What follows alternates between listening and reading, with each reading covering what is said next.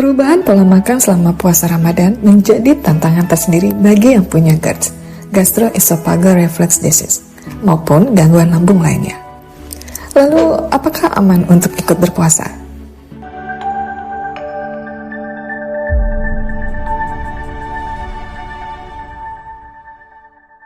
Sangat boleh ya, tentunya pada kondisi GERD yang stabil atau tidak dalam serangan GERD.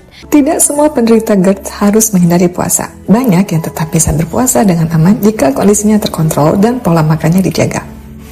Manfaat puasa bagi lambung itu sangat baik ya. Tentunya bisa mengistirahatkan sementara atau menurunkan proses dari pencernaan itu sendiri. Pertama, di lambung pada saat berpuasa itu asam lambung produksinya menjadi menurun. Kemudian pergerakan lambung untuk mengolah makanan juga istirahat untuk sementara waktu. Kapan penderita GERD masih boleh puasa? Boleh berpuasa jika gejala ringan dan jarang kambuh, tidak ada nyeri dada berat, tidak ada muntah darah, tidak ada luka lambung berat seperti ulkus aktif, obat masih aktif mengontrol gejala. Kapan sebaiknya tidak memaksakan puasa? Tunda atau konsultasikan dulu jika nyeri ulu hati berat, mual muntah terus-menerus, berat badan turun drastis, riwayat komplikasi lambung, baru saja kambuh berat. Jadi apabila seseorang berpuasa, kemudian GERD atau asam lambung yang kumat, sebaiknya puasa tidak dilanjutkan terlebih dahulu. Karena pada saat produksi asam lambung itu meningkat, jika dilanjutkan berpuasa, kondisi lambungnya kosong, si asam lambung tersebut bisa melukai dinding lambung dan menyebabkan ulcer pada gaster atau pada lambungnya. Nah, perlukaan tersebut jika dibiarkan akan masuk ke dalam kondisi yang lebih berbahaya.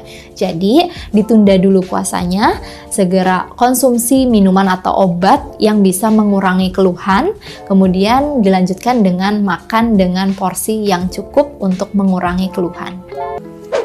Apakah puasa memperburuk asam lambung? Tidak selalu. Yang sering bikin kambuh bukan puasanya, tapi makan berlebihan saat berbuka, langsung tidur setelah makan, konsumsi gorengan dan pedas berlebihan, minum kopi saat perut kosong.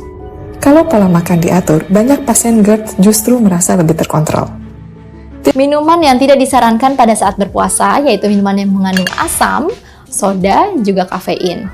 Diperbanyak minum air putih ya, sesekali boleh minuman manis namun dengan kandungan gula yang tidak terlalu banyak, maksimal hanya 1-2 sendok gula di dalam kandungan minuman tersebut. Tips aman puasa untuk penderita GERD.